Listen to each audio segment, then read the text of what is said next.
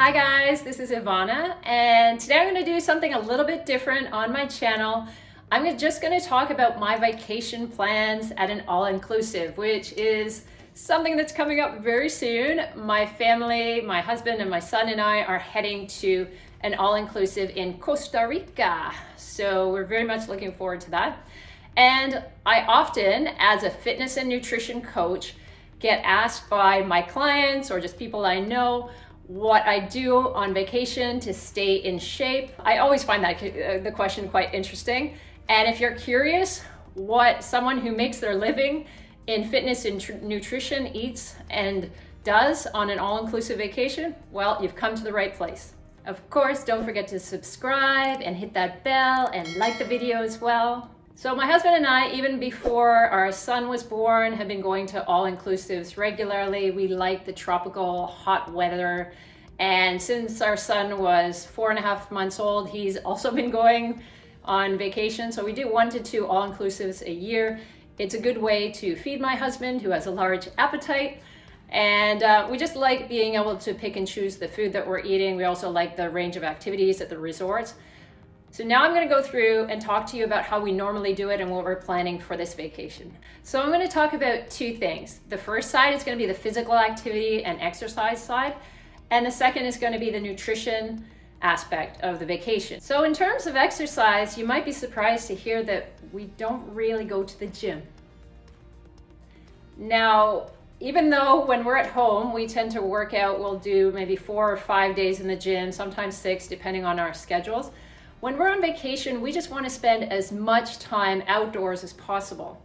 So we're just out there being as active as we possibly can. We're in the water with our son, splashing around. We're going to do whatever water sports are involved. We're going to walk, and we might take a tour or 2 just to see things. And walking on the beach back and forth and chasing a 5-year-old, honestly, it burns quite a few calories.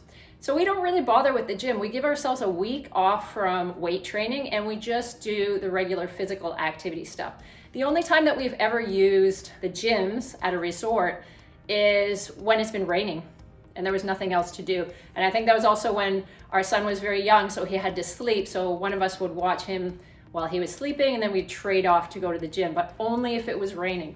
Because if it was nice outside, we're on the beach or we're by the pool, and that's just the way we prefer it.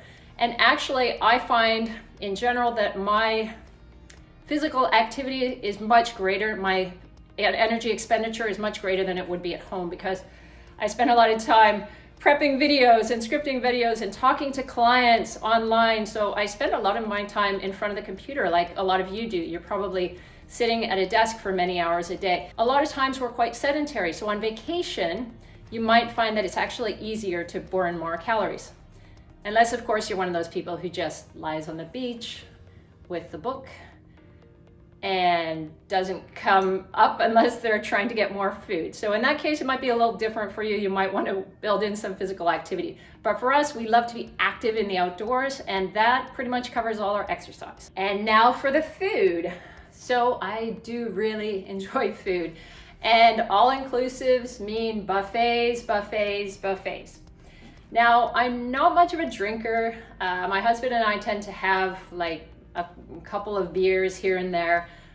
Maybe we'll try a little fruity drink, but it's pretty rare for us to have those types of drinks. So that's where a lot of people add tons of calories. If they're sipping those sugary drinks all the time, you may have like 400 calories in a small glass. And yes, they may be really cute and they have little umbrellas in them, but they are full of sugar and it's so easy to drink up those calories. So that's one minefield that we kind of avoid.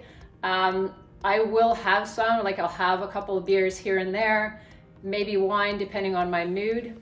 My plan is, just to have a couple of beers here and there. And in terms of the food, well, I have to be a bit strategic with this because there are a lot of enjoyable things at these resorts.